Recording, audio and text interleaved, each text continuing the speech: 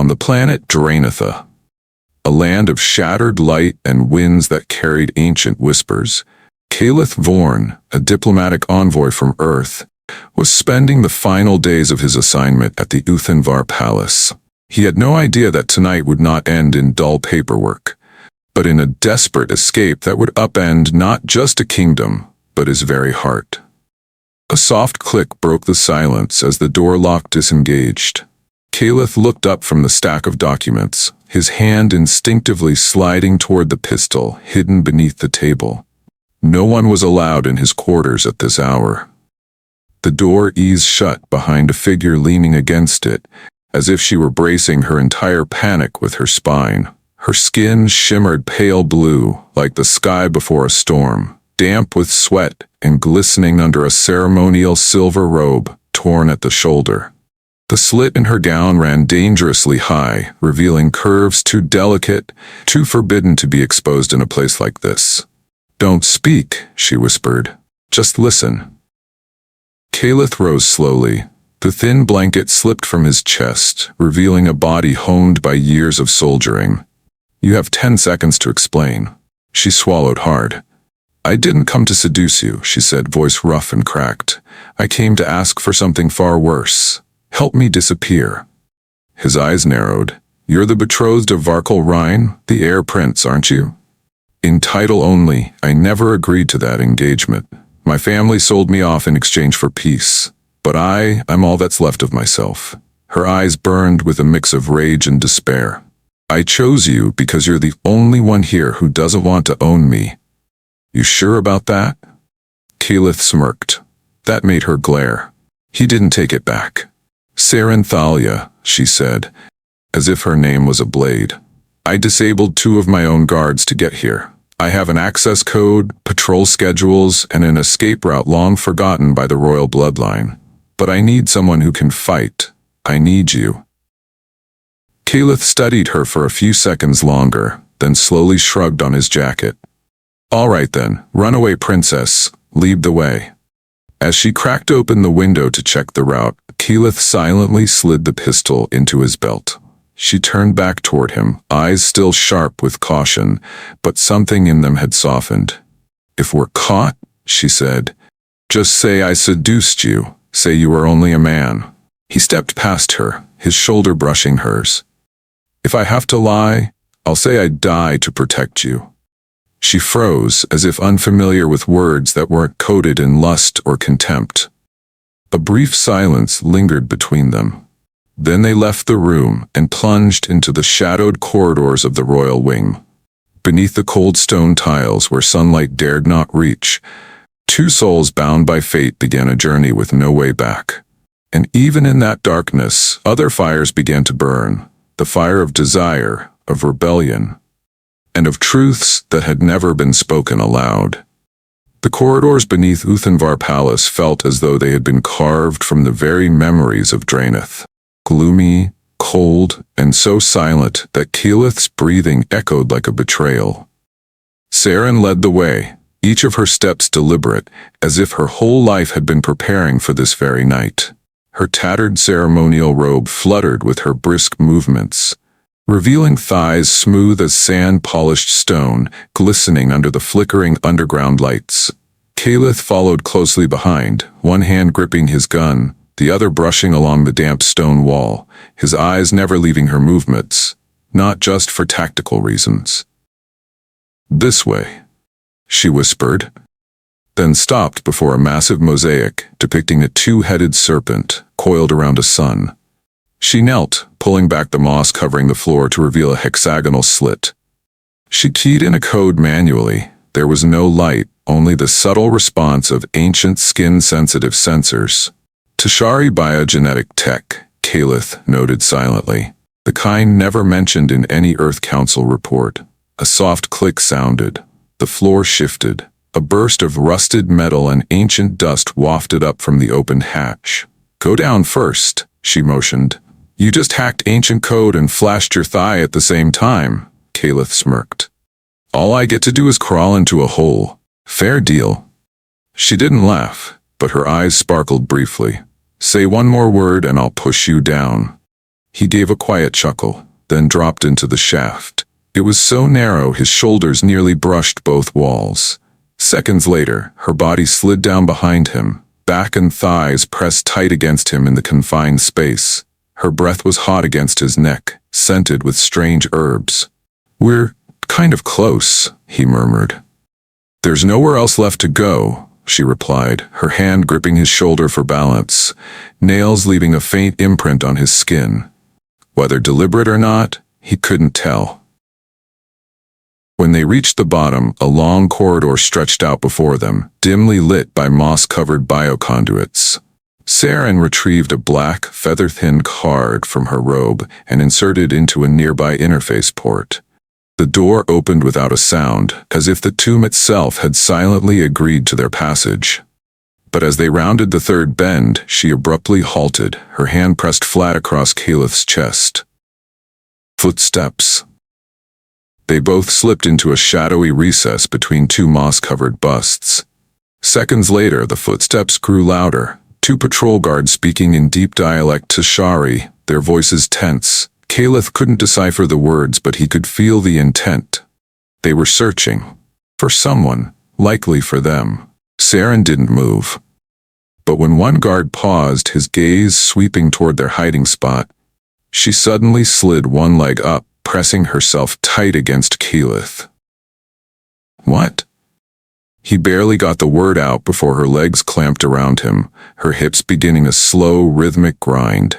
Caleth froze, both literally and figuratively. Her breath burned against his jawline, and her body pressed so close that he could feel her heartbeat, her deliberate movements, the serpentine rhythm of her hips coiling like a predator's dance.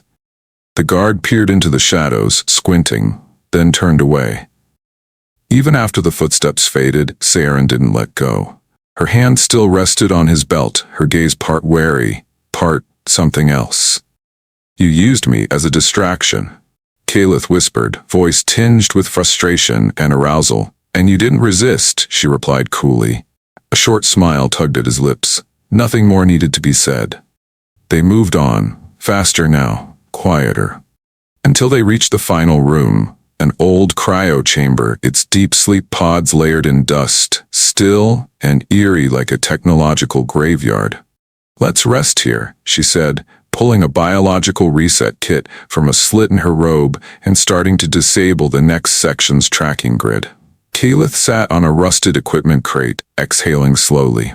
But when Saren approached, kneeling before him to check a scrape on his thigh, his breath hitched again. "No blood," she observed, eyes flicking up to meet his. "But you look tense." Her fingers glided along the edge of his trousers, never quite touching skin, but enough to tighten every nerve in his body like a drawn bowstring. "I'm fine," he rasped. She tilted her head. "What if I said, I need something to keep myself awake? Would you object?" This time, he said nothing. He just met her gaze, and in her eyes he saw something more primal than instinct. She climbed into his lap, palms on his chest, pushing him gently back. What followed was not gentle. It was a storm, a collision of breath and heat and pressure. In the dark, under the pale green glow of dying biotubes, they came together like two opposing codes, different, clashing, and then aligned.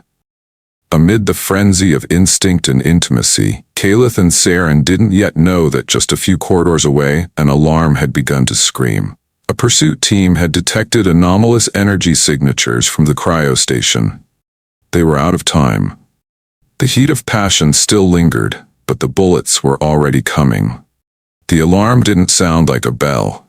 It cracked through the silence like a split in the fabric of space itself, sharp and chilling enough to pierce the spine.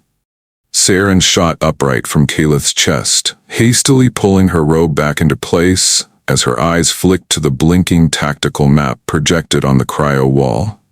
"They've locked down the auxiliary tunnel," she said quickly.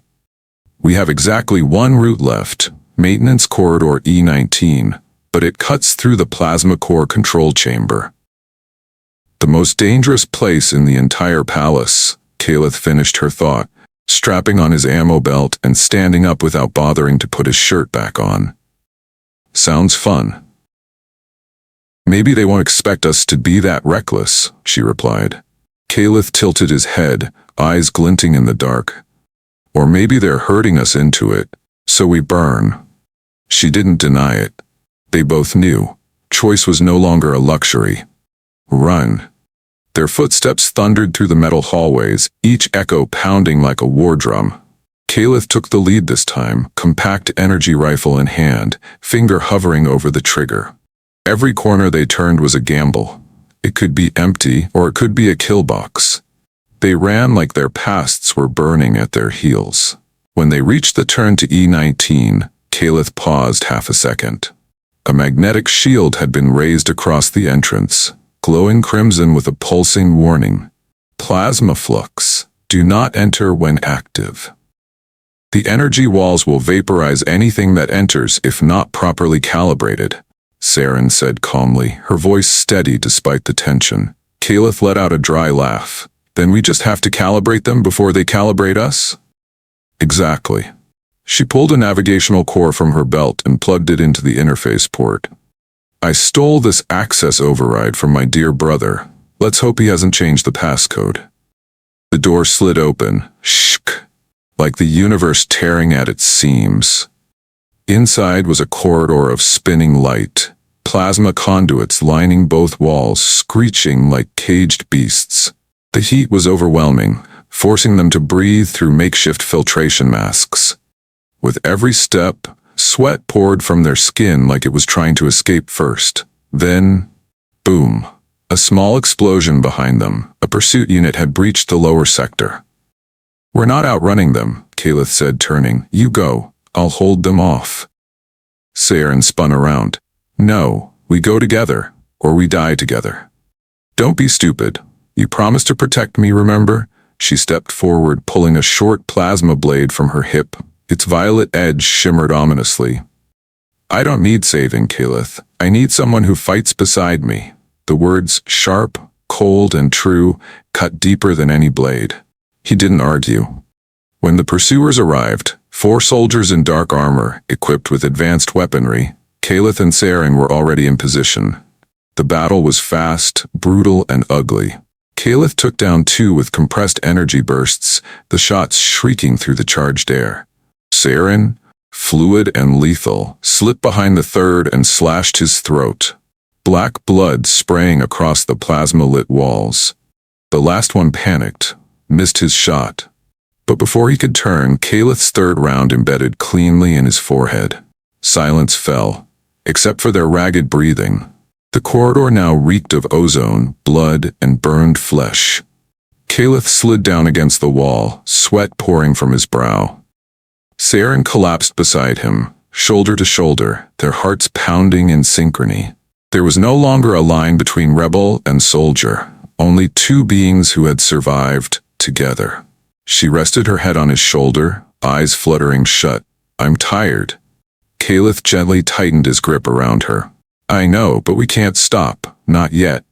She didn't open her eyes, just let out a slow breath. If we survive this, what punishment do you think I'll get? Marrying me, probably. He said it half joking, half true. Saren let out a soft laugh. The first since they met. Then I hope we don't die. While they fought to outrun the Empire's blade, someone else had been watching their every move. Someone bound not by duty, but by vengeance. And he was getting closer. But even those consumed by hate cannot predict what happens when 2 souls, bound by ruin, still dare to crave life to the very end. They reached the mirrored level just as Dreneth's first sunrise touched the surface above. A dawn they couldn't see, but could feel through the planet's subtle gravitational shift. This level had once housed strategic war maps and genetic mutation archives of the Tashari royal bloodline, now abandoned after a plasma containment breach. Light from fractured reflective panels shimmered on the walls like broken mirrors catching fragments of memory. Dust-covered monitors lined the room, spattered with dried artificial blood, and chairs were still indented with the warped shapes of creatures once altered beyond recognition. Caliph sat beside a dead console, slotting in a temporary core to reinitiate auxiliary power. Saren stood near a reflective wall, staring at her own image. Tangled hair, blood streaked across her neck, a long cut from bicep to chest, and what remained of her ceremonial gown barely clinging to her body like the last scraps of a former identity. "Do you regret it?" she asked, not looking at him, speaking only to her reflection.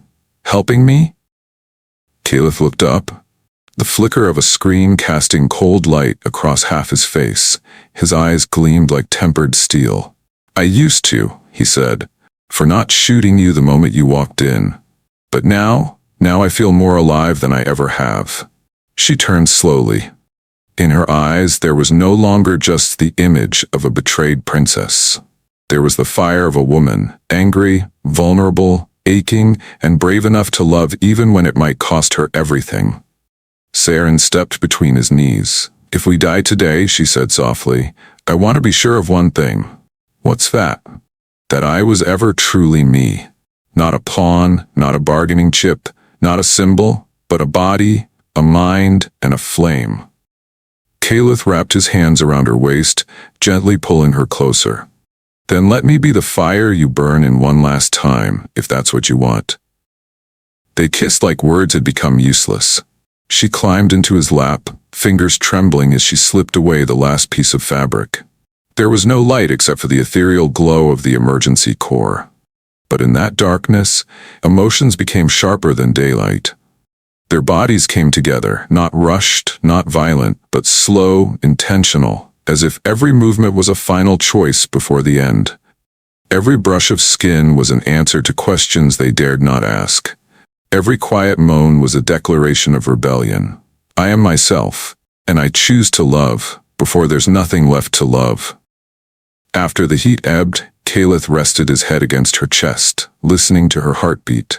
Not one of royalty or tactics, but of someone learning how to live for the very first time. "Have you ever loved anyone before?" she asked, whispering in the dark. "Yes," he replied, "but never while dying. Dying like this might not be so bad." No one knew how long passed. Only when the energy scanner on the wall blinked red did they both rise at once. "They've detected the power surge," Caliph said, reloading his sidearm while pulling on his jacket. "We've got maybe 5 minutes." Saren nodded, fastening a torn piece of her gown, but left her hair untied. She wanted to carry this version of herself into whatever came next. Imperfect, unpolished, but free. They left the room without looking back. Everything had been left behind: bodies, fear, and the words they never needed to say. As they moved toward the final escape gate, another figure entered the game. Varkal Rin, the Dashari prince who once didn't know pain, now carried humiliation and a death squad hardwired to kill without orders. He didn't need orders anymore. He needed revenge, and Saren was the only thing he intended to reclaim, alive or not. On the highest floor of the Wind Fortress, once the grand parade route of the Tashari Empire, Varkal Rin stood motionless before a mosaic of collapsing stars. The light of Draenatha's 3 moons fell across his violet-tinged black armor, like suicidal light meeting frozen metal. The latest report from the control station was confirmed. Saren Thalia, royal bride-to-be, had committed treason, and with a human. "So you chose to die in the arms of a lesser species," he muttered to himself, his voice like magma flowing beneath snow. Then he turned. "Ready the 4th Phantom Legion. Override all exit gates. Leave nothing behind but corpses." His soldiers bowed in unison. "Yes, Black Prince." Meanwhile, near the final escape corridor by the plasma core level, Caliph and Saren moved quickly, their hearts racing not from running but because survival instincts screamed in their chests like alarms. "Something's off," Caliph said, scanning the corridor. "No guards, no checkpoints, no sound. This kind of silence is a trap." Saren nodded. "And if it's a trap, then there's only one person who could have set it." Varkal Rin, her grip tightened around the plasma blade at her side. "He doesn't spare anyone who shames him. This isn't politics anymore. It's blood." At that exact moment, the floor in front of them exploded. Shards of metal blasted up like hell erupting. From the crater, a figure leapt out, not with wings, not with gear, but with pure muscle and rage. Varkol Rin. He wore heavy combat armor, no weapon in hand, because his hands were weapons. His golden eyes burned like twin suns of fury. Behind him, 4 royal guards followed, silent, breathless, emotionless. "Hello, my bride," he growled, taking thunderous, deliberate steps. "It seems you found yourself a little plaything." Caliph raised his gun, finger tightening on the trigger. But Varkol only scoffed. "Shoot. Let's see if your little earth bullet can harm one born in a blood-forged crucible of bioelectronic flame." Saren stepped back half a pace. "I was never yours." "That's fine," he said coolly. "I don't need you whole anymore." The instant the words left his mouth, he lunged, so fast the air cracked with his motion. Caliph twisted, yanking Saren back, firing off several shots. The first 3 missed. The 4th hit Varkol's chest, but his armor absorbed the impact completely. The Black Prince swung his arm into the nearby wall, slamming Caliph into it with such force it stole the breath from his lungs.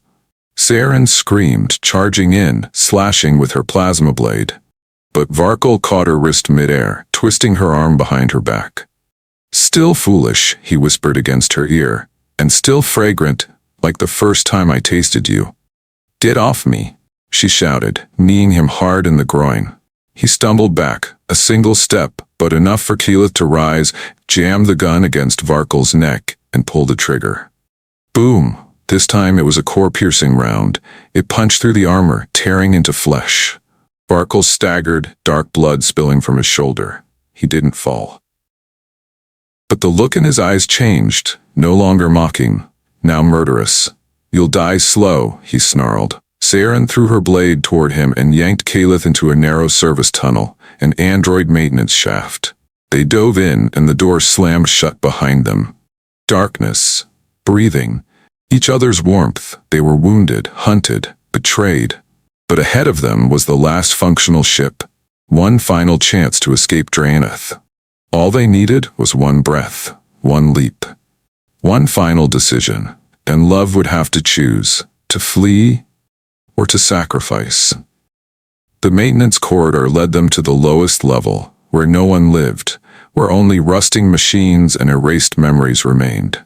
This floor had once been a testing site for bioreactive propulsion tech, now nothing but a maze of dust-choked air and dead conduits. Caliph was breathing heavily, blood dripping from his mouth. His back throbbed after Varkol's brutal slam into the wall. But he kept going, kept following Saren, who moved through the darkness as if it were part of her skin. "How much farther?" he whispered, his voice barely audible over the hiss of old pipelines. "3 more turns," she answered, not looking back. "We reach the emergency dock, if we can just make it." Ahead was a rusted metal door. She threw it open, and beyond it stretched an immense void, a hidden landing bay carved into the rock, once used to evacuate engineers. Now, only a single ship remained, small, ugly, but with an engine still glowing electric blue. "We made it," Saren gasped, and for the first time she smiled. Not a smirk, not a half-lipped twitch, but a real smile. Shaky, faint, but real. Caliph returned her look. No words needed. They stepped inside the ship, the hatch sealed behind them. One heartbeat, one exhale. But before he could start the launch sequence, Saren turned to him. "Wait, I need to see you." "What?" She stepped forward, placing her hand on his chest where his shirt was torn, fabric soaked in blood. "You're badly hurt. Still breathing. But if this is the last time I touch you, I don't want it to be out of fear." She removed her gloves and pressed her lips against his skin. Not out of desire, but as an affirmation of life. The blood, the pain, all blurred beneath the closeness of breath. Raw and human. Caliph pulled her down gently, reclining into the pilot's seat, their breaths melding. They kissed like if the ship exploded right now, they'd go together and wouldn't regret a thing. Not rushed, not desperate, but deep and true. His hands traced her back, skin to skin. Her fingers slid across his stomach, up his chest to his throat, where breath lived, where life trembled. "No one gets to take this from me," she whispered. Not a throne, not a war, not even death. I need nothing, Caliph murmured, except you, right now. Their bodies merged again. Not out of instinct, but recognition that in a galaxy bent on crushing them, love was the only thing they could claim as theirs. Suddenly, a warning tone. Movement outside the hangar. Their eyes opened at the same time. A red dot blinked on the sensor screen. Varkle, Saren whispered. Caliph pulled her upright, slid into the pilot's seat. We have to go, now. She strapped into the co-pilot seat, grabbing his hand. I love you, she said. No fear, no hesitation. Caliph didn't turn. He engaged the engine. Same. But if we don't fly now, there won't be anything left to love. The ship trembled, launching upward through escape shaft 7, a tunnel supposedly sealed. But the ship's plasma core forced a surge through the energy conduits, punching through every auto-lock on the way. Varkle Rin stepped into the dock just as the ship tore through the air. Wind ripped through his cloak. He tilted his head back, watching the vessel vanish into the sky like a star fleeing the earth, and in his eyes for the first time was helplessness. They escaped. Drenetha was behind them. But freedom was not an ending. It was the beginning of a life on the run. Hidden, reborn. The real question is, can a love forged in rebellion and desperation survive the quiet winds of peace? Their ship landed on a barren asteroid far beyond the edges of the Lincor constellation. A place without inhabitants, without signals, without surveillance. A world without war, without thrones, and without anyone coming to drag them back to what once was. There was only rock, wind, sky, and the two of them. Saren planted flowers with her hands, even though the soil was barren. Caliph built a radar outpost to monitor for stray ships, though he secretly hoped no one would ever find them. In the mornings, they sat sipping a kind of tea she brewed from strange root clusters growing near the stone crevices, watching the planet's faint sun rise slowly behind layers of violet clouds. The first morning they woke up in the cabin, with no alarms, no weapons, was the day Saren cried. Not from pain, but because for the first time she felt peace without having to pay for it.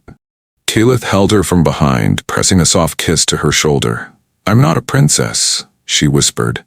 Not a symbol, just a woman, with messy hair, dirty hands, and a heart that's been bruised. And I'm not a hero, Caliph said. Just someone lucky enough to be chosen by you. She turned to face him, eyes steady. I didn't choose you because I needed saving. I chose you. Because out of everyone, you were the first to let me save myself. He nodded slightly, then leaned in and kissed her.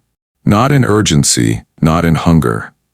Just a kiss from someone who stayed after everything and still chose to hold her hand. A month later, an unregistered ship approached the planet.